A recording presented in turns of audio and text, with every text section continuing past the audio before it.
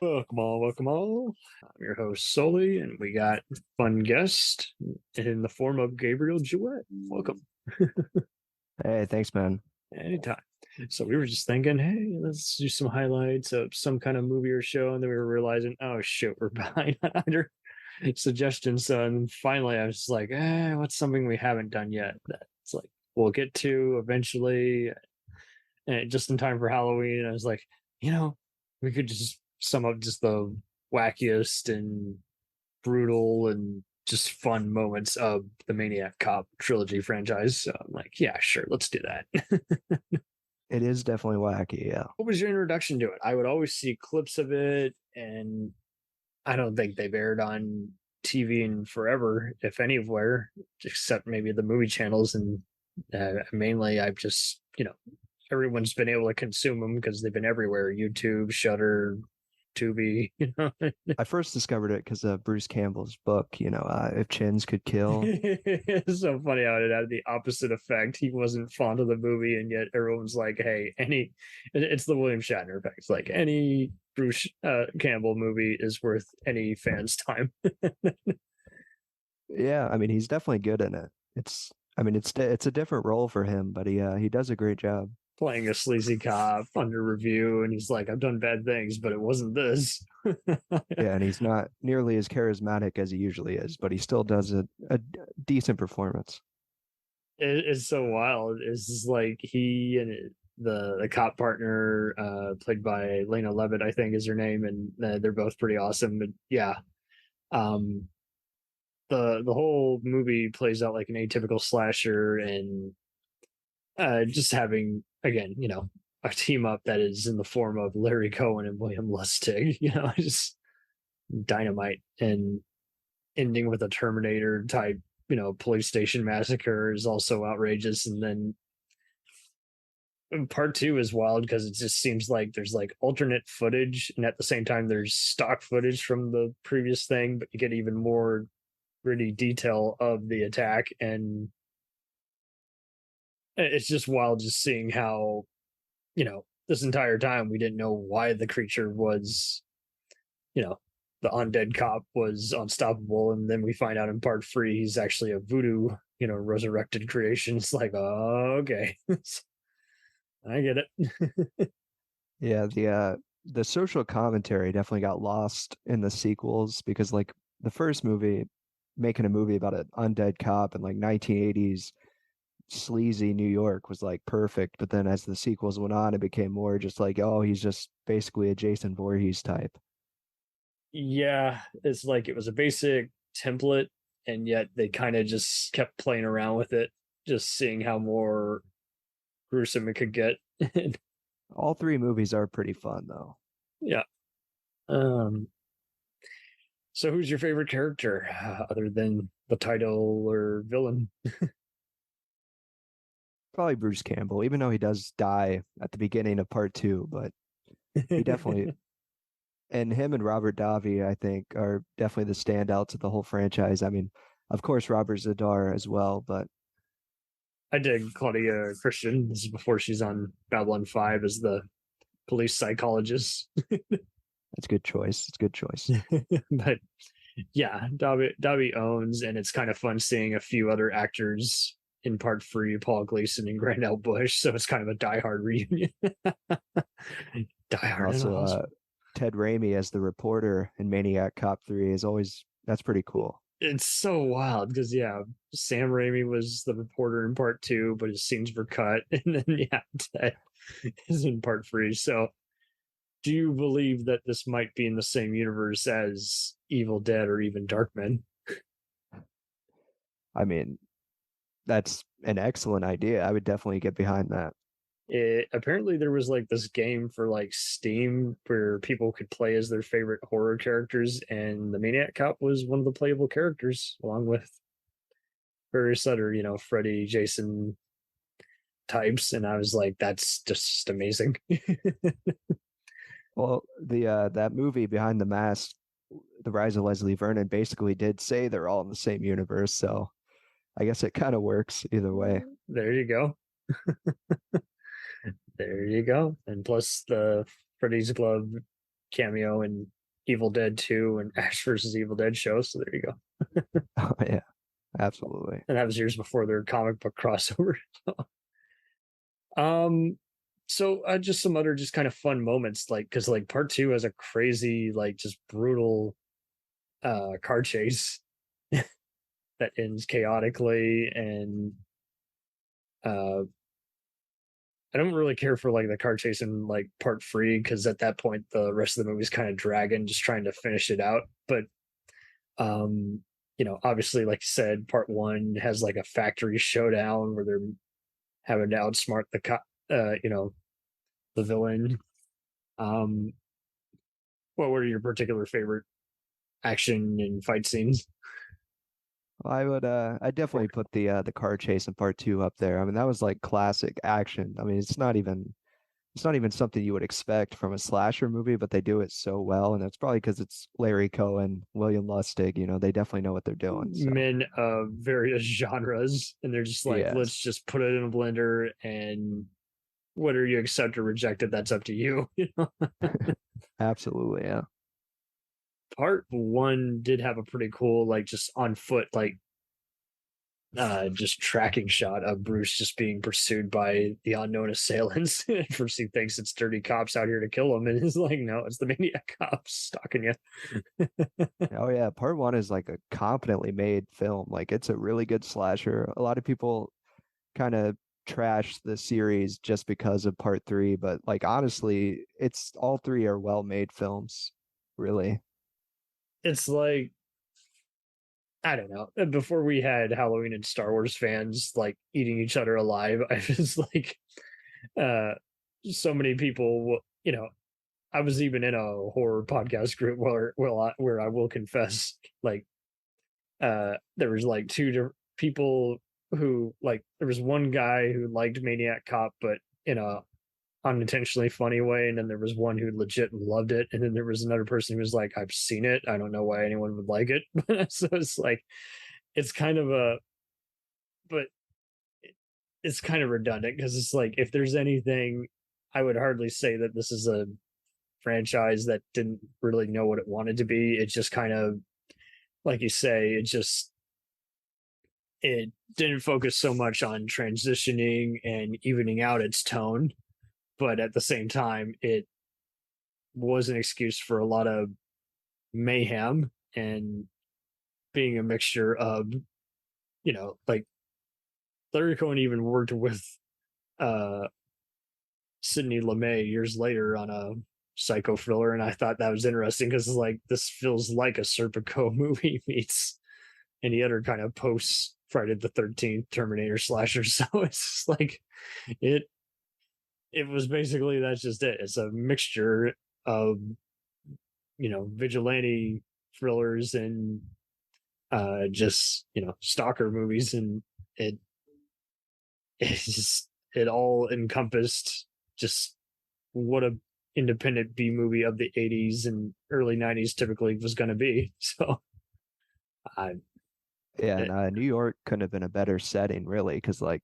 the sleaziness of early '80s New York is so perfectly captured in that movie. Not just like because it's a cop movie, but also because just how New York was so much different than it is now. And I don't think any filmmaker really captured that as well as Larry Cohen did it, besides maybe Frank Henenlotter. oh, totally. And much like Phantasm, it is pretty wild how depending on your country depends on where you first saw these. It's like they were big on the movie channels. HBO like bought the rights to part two and then premiered part three on its network. But it was just so wild how the original like got released like direct to video like in Germany, and then other places got it theatrically, and but either way it was always big in the video store scene. So that's kind of where it kind of picked up traction. It's probably because of that poster, man. That poster just it doesn't tell a lot. Yeah, the right to remain silent is Yeah. like, and this guy, he's not, we don't know if it's a crooked cop, a vigilante cop. It's like, well, he's a undead guy who basically hates anyone who wronged him, hates just about any greaseball. He's just going around, and it's so wild how in like the first two he's just killing other fellow cops, and then in part three he's going out and just killing scumbags. So it's like you don't really know the guy's modus operandi, but at the same time they picked, like you say, a good actor to just kind of portray this guy. And I'm friends with Joe Estevez, who's friends with a lot of these other B movie actors, and he starred with Robert Zadar and a bunch of stuff. And he says is like the guy just unfortunately had just an unusual rare skin disease and was constantly being just teased at conventions by people because of his appearance. So it is kind of a shame that, you know, he not only made a career based on his intimidating appearance, but unfortunately just other people were very cruel to him, almost like some of the villains in this movie. So it's like I still tip my hat to the guy for what is arguably his best known role outside of Tango and Cash. Oh yeah, like Robert Zadar was great. He did, I mean, he did a lot of like cheesy B movies, but he also did some really classic films, like you said, Tango and Cash, and of course Maniac Cop. Oh, totally. And it's an interesting design. The guy, the whole, villain arc with him is that you see him mistreated, in flashback, how he first got murdered in prison, and then even utilizing how it's just so wild how he utilizes all kinds of weapons. It's not just machine guns, it's also he uses the samurai sword, which makes it misleading for a lot of the cops. Are like, who decapitates guys with a sword, It's a gang Yes. leader. That's what's interesting about the Maniac Cop franchise is because, like, I mean, he is a silent killer like Jason and Michael Myers, but he also has a backstory, a personality. He's not just some He says kid so who much drowned in a just by lake. He was looking. actually Yeah. a person. Yeah. Yeah, it was wild. Yeah, I'm surprised there wasn't any lake battle. That would have just been really derivative by that point. Yeah.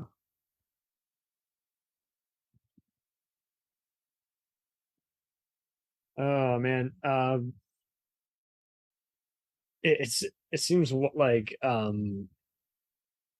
it's wild how the character goes around kind of just like being very secretive, even though he's undead, and like the only way to like kill him temporarily is through fire. Um, I do think part two has probably the best burning death, but part one probably has a few better burning deaths. Uh, Yeah.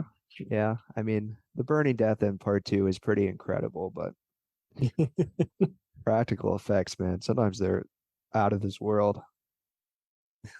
right.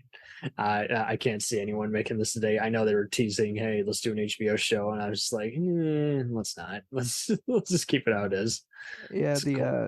the filmmaker Nicholas Winding Refn, he directed like the Neon Demon and stuff. He wanted to make a remake, but He did. He's on the commentary for the Blue Underground Blu-ray of Part Two, so I that's feel how like big. if they made the remake now, it would just be completely social commentary. Like the horror and the slasher elements would be completely lost because obviously cops are a lot more in the conversation than they used to be. So I feel like a movie like Maniac Cop just wouldn't work today because people would be too against the concept, I think personally. But Well, more or less, I just think we're going to be too distracted by the fact that it's a remake. I don't think it would work as well as say maybe the new Candyman, where at least they're trying to do just a new, reboot of the original, and while still updating the same, timeless themes of forbidden, biracial romance and gothic terror. And with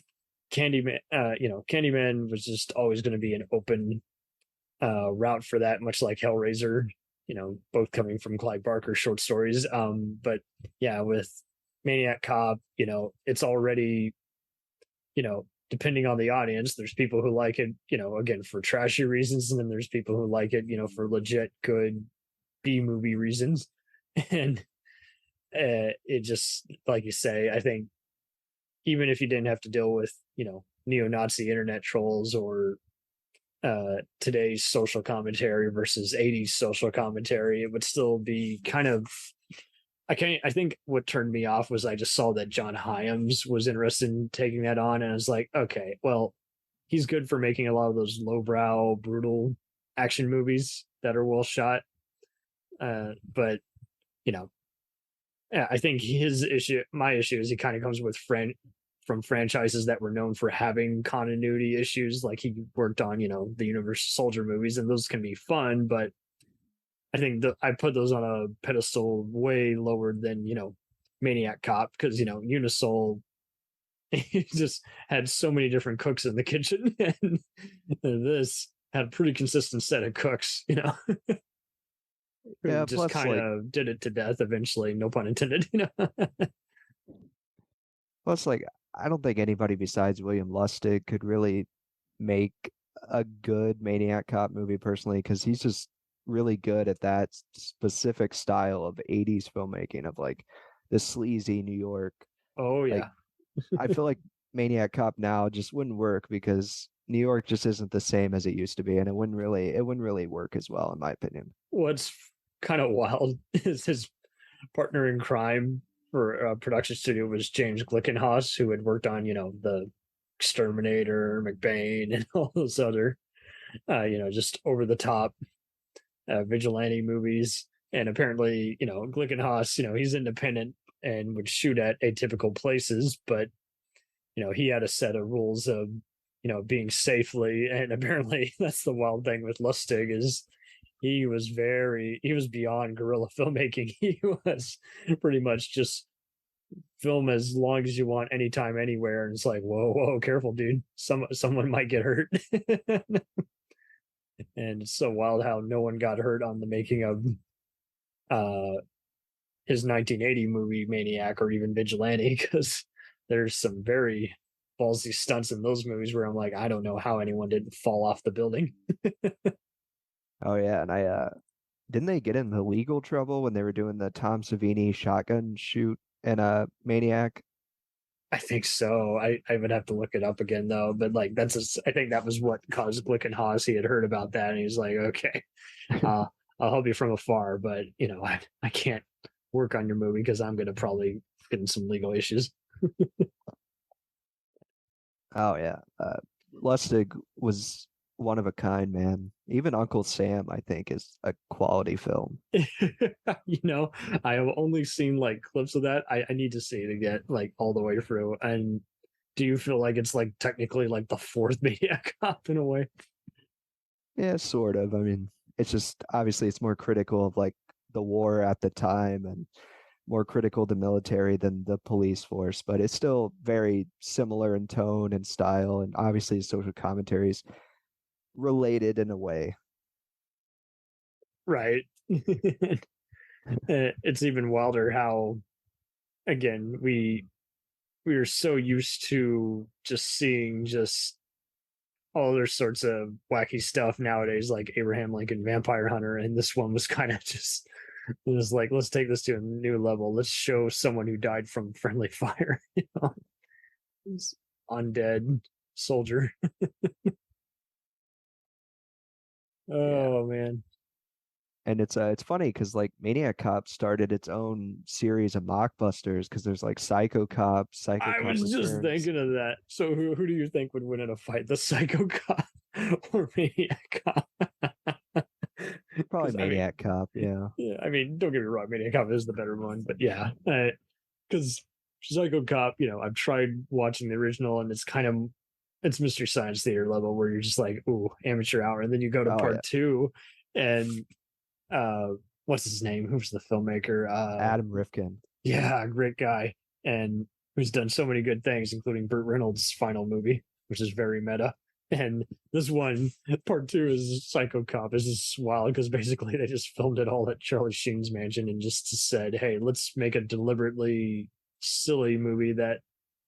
He almost kind of pulled a Jim Wynorski, where he's like, "Let's add some mocking dialogue that's kind of breaking the fourth wall, and let's show all the trashiness that everyone came here to see, and then let's even do something even more outrageous. Let's get even twisted and have some decent actors, so it's not just like today's mockbusters, which are trying to be like Sharknado." Yeah, Psycho Cop Returns is like the rare sequel that completely outdoes the original in every way. Like Adam Rifkin was going by Riff Coogan, his like B movie sort of character that he did. And then he ends up making this ridiculous sequel to this movie that nobody saw. And then he makes an even better movie, and it's great. Oh yeah. Uh, his the dude is just fascinating in every podcast interview I ever heard him in. It's just like, wow. Uh, he doesn't just know his shit. He's just like so sincere. And, Oh yeah. I've and- followed his career from the beginning. oh really? So, what was your first movie? Probably Detroit City, but then I even watched his first movie, Never on Tuesday. It's like this really obscure, low There's budget the like Claudia comedy Christian drama. connection. Yeah, he Yeah, yeah. recasts all his friends and just about everyone who he's been around. He literally has known them for years, and each time everyone's asked, "What would you do with all these movies?" He's like, "I'd make free movies with them." The dude wants nothing more than to just entertain. It's so funny how there was a character coincidentally named Adam Rifkin on the show Action, which made fun of the movie industry, and he called in saying, "Hey, was that a deliberate uh, homage to me?" And they're like, "Uh, maybe. Would you like to direct an episode?" And so then he got to direct like 3 episodes before it got canceled. Oh yeah, he's great, man. I even love like The Chase and The Dark Backward, which is like one of my favorite movies ever. I Isn't love that that wild movie. how that movie is being rediscovered time and Oh yeah. again? Like, It's and that's also, you want to talk social commentary? That's total social commentary, and that's more and more movies are doing it now. Like you say, is like so many others were like afraid to kind of talk about the literal despairing world of Hollywood entertainment and just other just uh utilizing experiments and mirroring it with real life monsters. yeah, man. That movie is a true cult classic. Not only is it like just funny and weird and entertaining, but like it's also disturbing in the most unexpected way possible. Like that there's Even a when they don't scene, show you anything, you're like, ooh, ew. yeah, yeah, especially with Bill Paxton's whole character. It's just uncomfortable, but in a good way. That movie is Yeah. something else. And it's fortunately streaming a lot of places. So what's funny is I used to get it mixed up with like a few other movies that were kind of like They Live or what have you. It's like, no, it's totally different movie. uh, Similar, totally different. Yeah, it's strange. Like the late '80s, early '90s had like a whole subgenre of movies like that because you had like Meet the Hollowheads, Meet the Applegates, like so many That movies that yes, that one had a similar poster. yeah, like movies that kind of skewed the American family, like the typical like what you would see in sitcoms, and did it in like really disturbing, creative ways. And that kind of got lost once we reached the 2000s, I think. I'd say it's mainly probably because budgets were changing, and a lot of those guys who had been doing part of the drive-in scene just decided to start uh doing TV work. And like you say, movies had to start following a similar format. Like every action sci-fi movie basically had to look and sound like the Matrix. All metal music Oh had to yeah. sound like new metal as opposed to old school. Motorhead and ACDC. Yeah, And yeah. Movies yeah, always horror do kind of movies. seem to follow the same trend.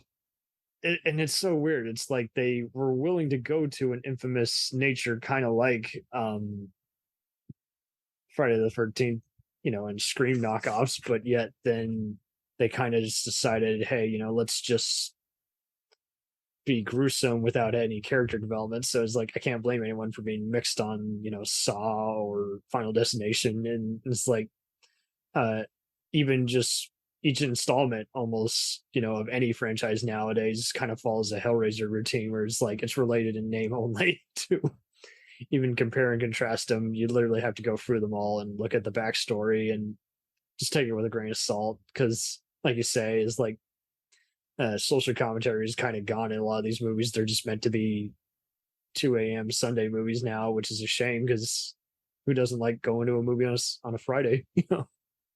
What's funny about the Hellraiser franchise is that most of the movies weren't even originally supposed to be Hellraiser. They would just add Pinhead and the Cenobites in.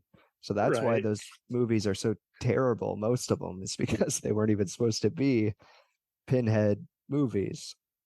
All right. Who would have guessed that the guy who's on the poster is barely even in the first movie? And Oh yeah. he's lead Cenobite. Okay, he's in charge, but what's his name? Pinhead. Oh, okay. Let's make movies about him. Okay. Yeah, definitely Clive Barker should be besides Candyman, I feel like Clive Barker definitely should be the only one who makes his own work into movies. I feel like Candyman was kind of a lucky fluke where it wasn't Clive, but it was just as good as what he could have done. Oh, I totally agree because um, it seemed like he just had just vivid world of the afterlife and even purgatory and going beyond just spirituality because yeah, nowadays when you see so many other movies they're kind of trying to be like The Exorcist or The Omen, and Hellraiser opened up the gate into movies can just be about possession and various other undead beings. And unfortunately, like you say, it's just yeah, he was barely involved with Candyman, and he just fortunately had just a lot of artistic talents involved, the first two at least. And it just seemed like there's so many other franchises which are definitely deserving of way better people to lead them. It's just like getting a better showrunner on a TV show. They just need a better creative influence because they really don't need to be made for more than like $10,000. You can still make a good movie for that amount of money when everything's digital. Oh yeah, absolutely.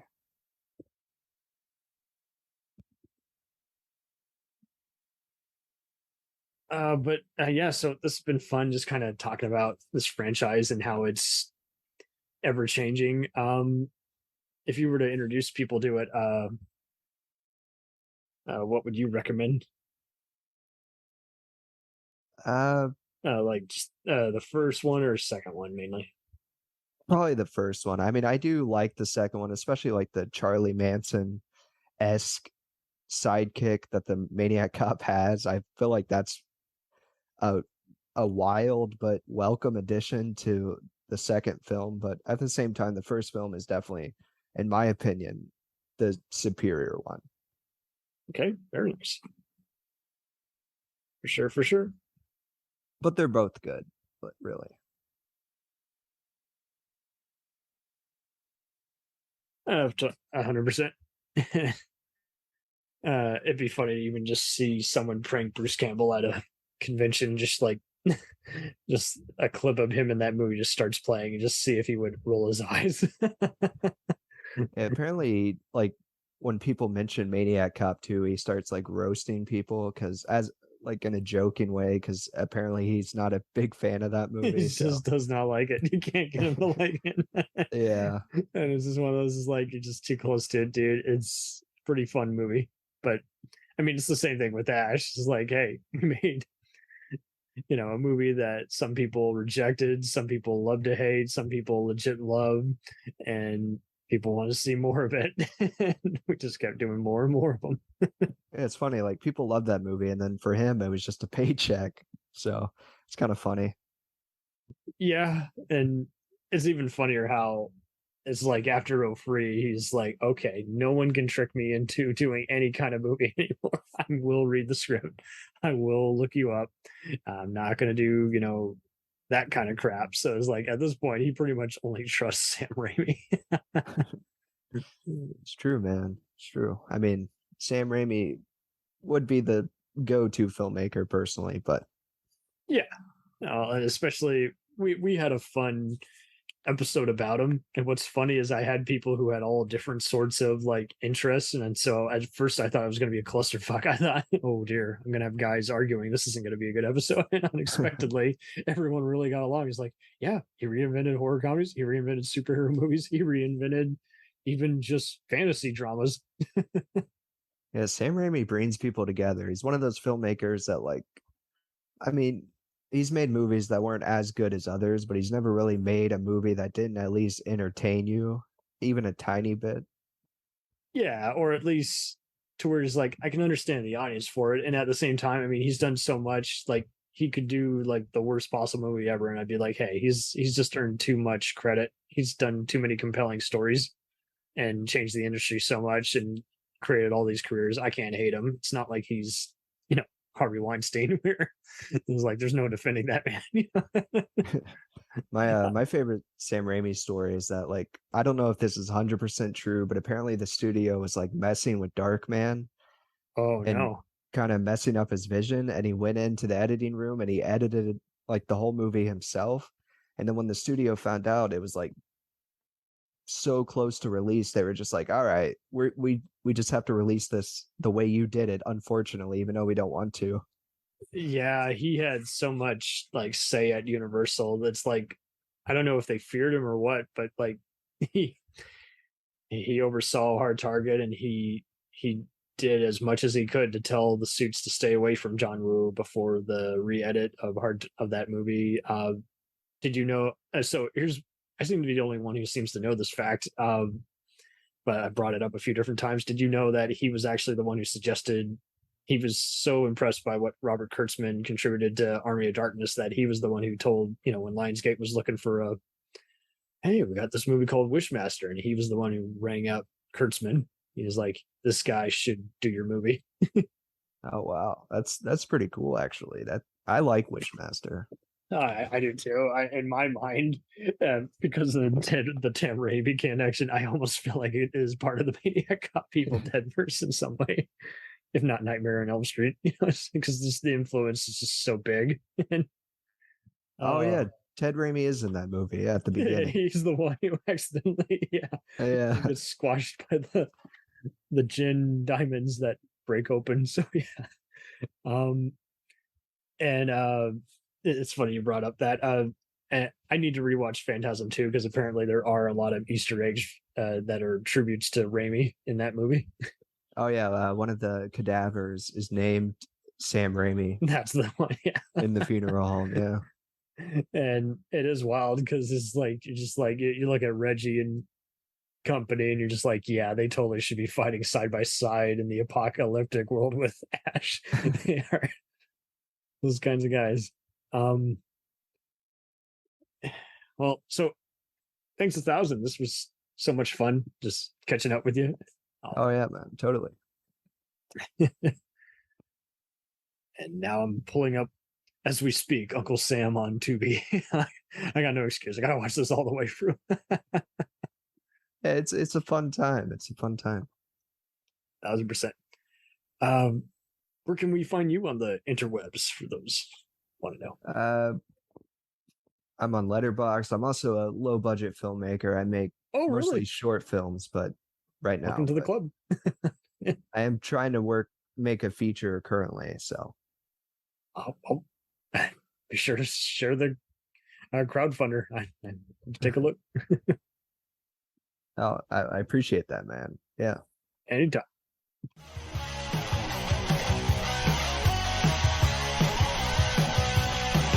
Follow us on the web on Facebook, Twitter, and Instagram. The podcast is available on Podbean, Spotify, iHeartRadio, Anchor, Apple, and anywhere else podcasts are available. Feel free to review our show and leave comments on any of those sites. Thanks a million for listening. It's a jacked up review show.